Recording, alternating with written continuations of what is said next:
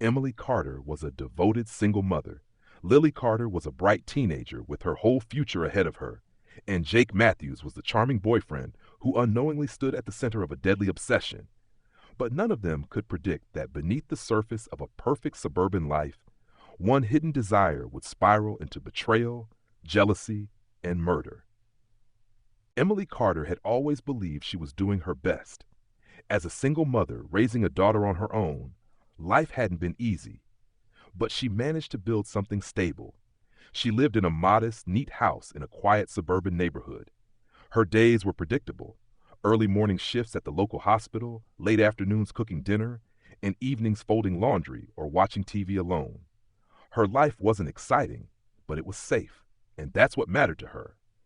Emily's world revolved around her daughter, Lily. She had poured everything into raising her right, making sure Lily had the opportunities she never had herself. From piano lessons to helping with schoolwork, Emily did it all, always standing in the background while Lily thrived in the spotlight. Lily was everything a mother could want in a daughter: smart, kind, and full of potential. She was in her final year of high school, talking about college plans, part-time jobs, and prom dresses. Where Emily's life felt like it was stuck on repeat, Lily's was unfolding with excitement and promise. Emily was proud of her, truly proud, but beneath that pride was something she didn't often admit to herself. There were quiet moments at night when the house was silent and the television glow flickered across the living room walls that Emily felt a kind of emptiness. It wasn't about wanting a man or needing companionship. It was more subtle, a longing for attention, to feel seen again, not just as a mother, not just as an employee, but as a woman. Things changed the day Lily brought Jake Matthews home. It was an ordinary weekend afternoon, and Lily was excited to introduce her boyfriend. Jake was 19, a few years older than Lily, with an easygoing smile and the kind of effortless confidence that drew people in. He had messy hair, worn sneakers, and a way of leaning casually against door frames that made him look like he belonged everywhere he stood. Emily noticed these details almost immediately. She brushed it off at first, telling herself it was normal to notice things about people. But something about Jake stirred feelings in her that had been buried for a long time. At first, Emily kept her interest hidden even from herself. She told herself she was just being protective, making sure her daughter wasn't falling for some smooth-talking boy who would eventually hurt her. But that wasn't entirely true. As days passed, Emily found herself thinking about Jake more often than she should have. She thought about the way his laugh filled the kitchen when Lily joked with him, or the relaxed way he lounged on the couch during movie nights. Emily's feelings were subtle in the beginning, just small flickers of curiosity. But they didn't fade. Instead, they grew in quiet corners of her mind, like weeds finding cracks in a well-tended garden. No one noticed, not even Emily at first, how her admiration for Jake began crossing invisible lines. The more time he spent around the house, the more Emily's harmless curiosity turned into quiet obsession. And though everything on the surface still looked normal, smiles at family dinners, polite questions about school and work, something dangerous had already begun beneath it all, creeping in slowly, silently, ready to change everything. Emily's curiosity about Jake quickly turned into something more persistent. What had started as harmless attention became a daily part of her thoughts.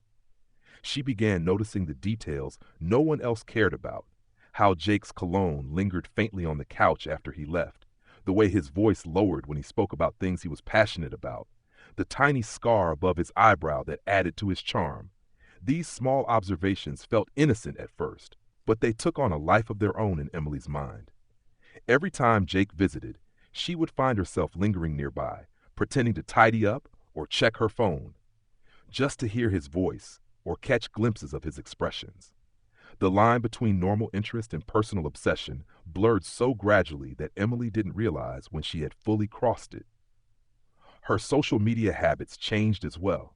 She created a second, hidden account, one that didn't have her name or picture, and began following Jake's online life. Every photo he posted, every comment he left on friends' pictures, every tag he appeared in became fuel for Emily's late-night scrolling. She memorized the names of his friends, the places he liked to visit, even the kind of music he listened to. It wasn't enough to just see Jake in her living room anymore. She needed to be part of his world in whatever way she could, even if it was from behind a screen, even if it was entirely in secret. The obsession didn't stop with watching. Emily started making changes to herself. Subtle at first, almost unnoticeable to those around her, but deliberate. She began dressing differently, buying clothes that were slightly more youthful, applying makeup she hadn't worn in years.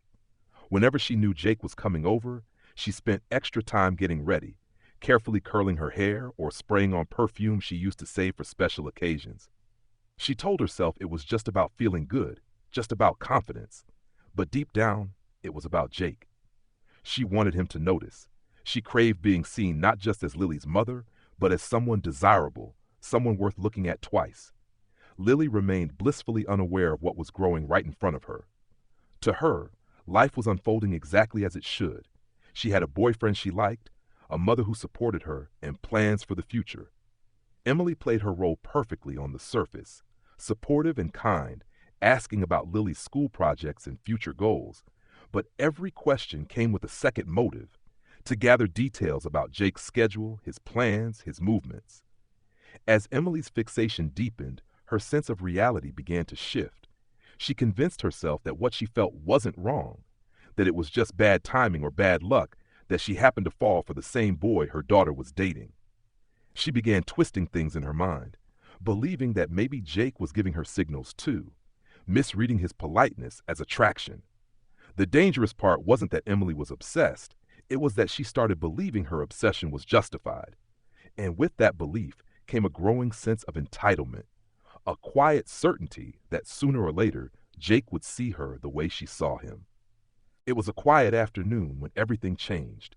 Lily had gone to a friend's house for the day, giving Emily an empty home and too much time to think. The temptation was too strong. She messaged Jake from her phone, pretending it was about a small favor, moving a shelf, something harmless and neighborly. When Jake arrived, he was relaxed, smiling like he always did, not suspecting anything unusual. But for Emily, this moment felt like a turning point. Everything she had imagined, everything she had fantasized about in her restless nights, felt within reach now.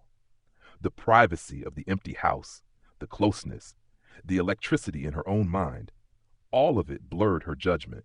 What happened that day wasn't planned in a conscious way, but it was the result of weeks, maybe even months, of secret longing and twisted thoughts building on top of each other.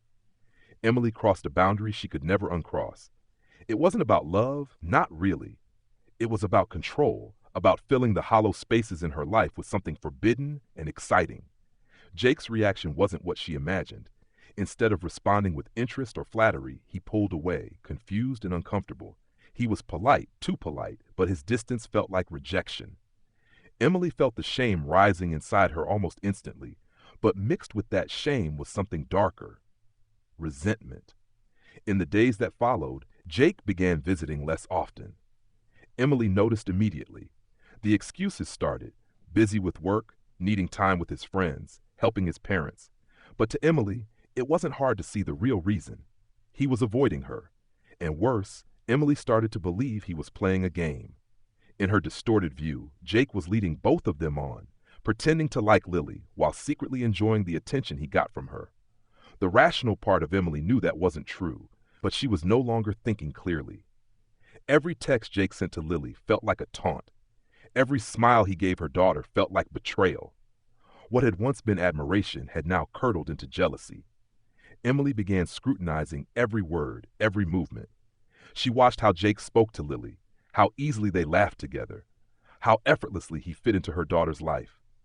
Each of those moments cut deeper, feeding a growing bitterness Emily struggled to control. She started checking Lily's phone when she wasn't around, reading private messages, piecing together conversations, convincing herself that there was something hidden, something he was keeping from her. Emily's world shrank to one thing: Jake. Her job didn't matter. Her friendships faded. Even her role as a mother started to dissolve behind the overwhelming obsession taking over her life. Every day, she waited for some sign that Jake was thinking about her too, that maybe he would change his mind. But instead, he drifted further away, treating her with the kind of politeness people use when they don't want to create conflict but are uncomfortable being around someone. The rejection twisted inside Emily's chest, turning infatuation into something darker, something that would soon break apart everything she thought she controlled. Emily's thoughts no longer followed any clear pattern of reason. Day and night blended together, her mind replaying that uncomfortable afternoon over and over. What had started as curiosity had become obsession, and now it was festering into humiliation and fury. She couldn't stand the way Jake looked at her now, careful, distant, like someone avoiding a wild animal. Worse than that was how normal he acted around Lily, like nothing had happened. Emily's feelings twisted tighter with each passing day. In her own mind, Jake had become a liar, a manipulator, someone who used her feelings against her. The fantasy of romance she had built in her head was broken, replaced by bitterness and betrayal. But it wasn't just Jake's rejection that drove Emily to the edge. It was the growing realization that Lily had had everything she wanted: youth, beauty, attention, love. Emily wasn't just obsessed with Jake. She was consumed by jealousy of her own daughter. Every laugh they shared felt like mockery. Every innocent touch between them felt like betrayal. Emily's sense of reality had become completely warped, and no matter how hard she tried to ignore it, the anger kept growing. She began following Jake after his visits, hiding in her car at a distance, watching him meet up with friends or drive to work. She justified it as needing closure, needing answers, but deep down she was searching for reasons to hate him more. And the more she saw him living his life normally, the more unbearable it became. One evening, scrolling endlessly through Jake's social media posts, Emily came across a photo of him with another girl. A friend? Nothing more. But to her, it was the final insult. In her broken logic, Jake wasn't just rejecting her, he was mocking her, stringing along Lily while chasing other girls. The betrayal felt complete. The shame of her actions, mixed with the humiliation of being ignored, and her jealousy finally reached a dangerous boiling point. She began rehearsing arguments in her head, imagining confrontations, thinking about how she would finally make him face what he had done. But in the back of her mind, something more violent was stirring. She wasn't thinking like a mother anymore. She was thinking like someone who had lost everything and wanted to hurt someone for it. Emily's decision didn't come with careful planning or strategy. It came from impulse, the same impulse that had been guiding her for weeks. Late at night, unable to sleep, she grabbed her car keys, her heart racing, her thoughts buzzing like static in her ears. The streets were empty as she drove, her headlights cutting across familiar corners, moving automatically toward Jake's neighborhood. She parked a block away, her hands shaking, her breath uneven. The rational voice in her head screamed for her to go home, to forget all of it. But that voice was distant now, muffled by the tidal wave of rage and humiliation. When Jake finally appeared, walking up his driveway with his backpack slung over one shoulder, Emily stepped out of the shadows. What happened next was fast, brutal, and irreversible. Emily wasn't thinking about Lily anymore. She wasn't thinking about consequences or her own future. In that moment, her entire world had narrowed to one terrible, violent release of all the obsession, jealousy, and fury that had been building for months. And with that one act, she destroyed not only Jake's life, but her own.